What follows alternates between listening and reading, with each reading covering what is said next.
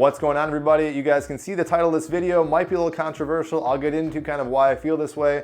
Little disclaimer briefly, though, just saying this is just simply my opinion. You guys can take it or leave it. For sure want to hear your thoughts on the matter, though, regardless. I first started working out consistently around the age of like 16 or 17. And prior to that, I should say I had zero interest in doing anything physical whatsoever. Fast forward now, I'm getting close to 40. And since that time, I've never taken a week off of training since that period of time. If anything, I would say I could probably count on my hand the number of maybe like 3 days off I've actually taken. So that's about the most I've ever done. And even that was kind of sparse. Now that's kind of where I'm coming from, and in this video I'm going to explain why I think taking more than a week off is generally, for most people, not everybody, pretty much a bad idea. I'll also kind of get into some important elements, just kind of choosing effective ways of sticking to an exercise program or other activities that might work for you. Even at a young age, when I first started working with people up until now, I think I identified pretty early on a fundamental problem that most people were having and the primary cause of why they quit in the first place. That fundamental problem really was kind of obvious. They just simply couldn't make exercise or physical activity a habit. So whenever I'm talking to someone, either personally, whether friends or family members, or professionally, about anyone who's trying to do any kind of like fitness change or lifestyle goal, generally 9 times out of 10, they always kind of revert back to their old habits.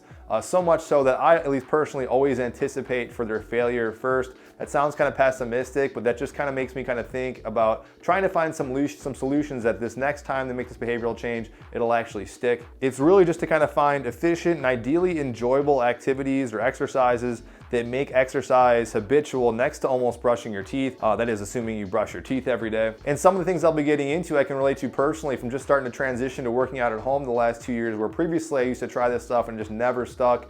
Finally it did this time because I found some activities and exercises that I enjoyed.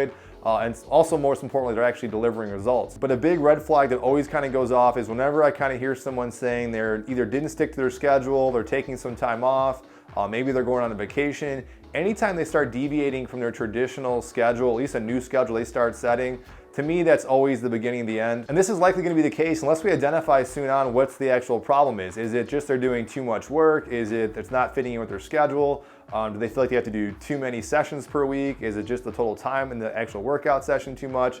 Or like I said, just ultimately they just don't like the activity and it's making them not necessarily want to do it. Now don't get me wrong, off days, taking time off, or just lowering the intensity is still very important in just muscle recovery, or just kind of balancing your overall stressors in general, which in turn kind of affects your overall hormones and weight loss or weight gain if that's a particular goal. And it can even play a valuable role in actually just breaking through plateaus, just giving your body a nice kind of rest and coming back even stronger than you were before.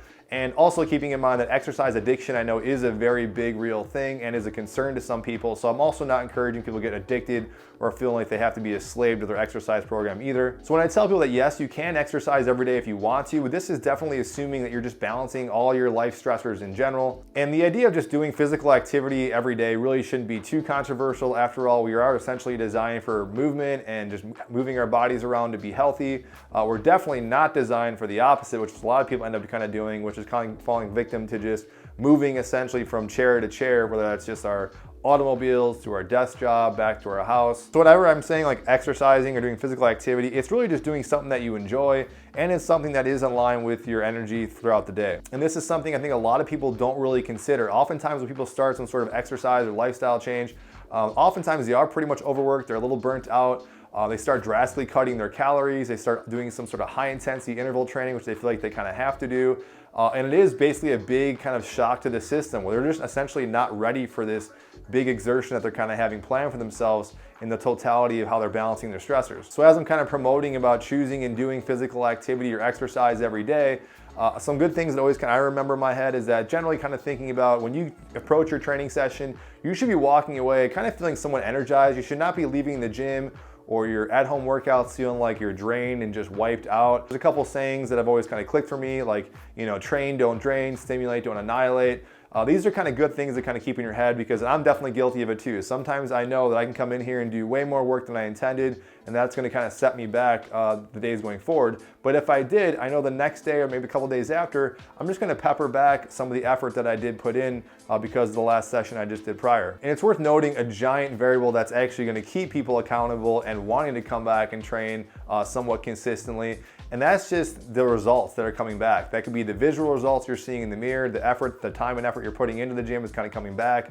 One of the biggest things that can be a big adherence motivator is just people just saying something and noticing about your appearance. Someone gives you a comment about how you're changing or how maybe you lost weight or something like that. That's a big push, and if anything, that's one of the giant motivators that keeps people kind of coming back and training consistently. That likely is going to come a little bit naturally if you're finding activities that are actually conducive to the goals that you're kind of setting forth. So yes, I always promote doing something physical, but you're going to get a lot more of a motivation factor out of it if you're kind of doing something that's actually changing your body for what you wanted. So basically what I'm saying is choosing not just fun and enjoyable exercise that you like to do, but also choosing exercise that actually gets you to where you want to go efficiently without a whole lot of effort. And that in itself can definitely take some time, and that's where I think like coaching or finding a good personal trainer can come in, which by the way, I do offer some online coaching. If you guys are interested, you guys can check the description box or the link down below. If you're watching this and you are one of those people who either maybe has like one of these total gyms that I'm kind of promoting on this channel, or you're doing something that's at-home fitness related,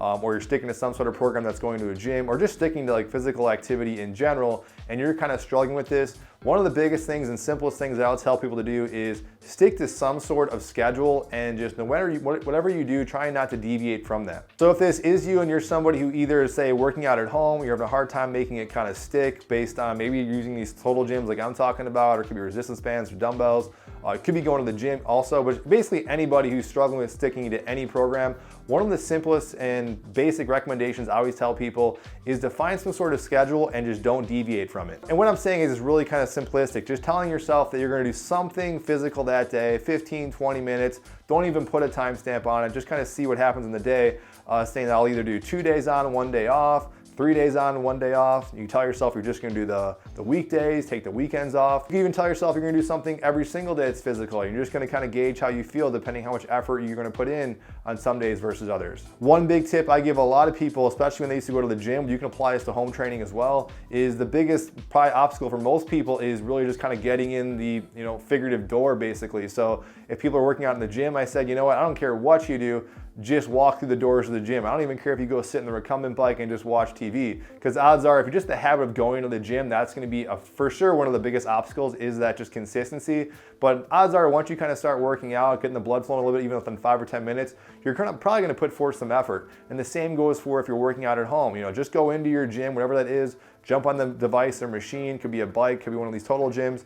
Just say you're gonna do like 5 or 10 minutes, just mess around. It's better than nothing. You're still sticking to your schedule. It's gonna keep you accountable. And like I said, odds are you're probably gonna turn it into a full-on workout anyways. Now this is totally a very basic and general tip that I'm giving here, but I would say it is probably the most important tip that I could kind of give most people. So hopefully you guys enjoyed this video and kind of some of the content areas I was getting into.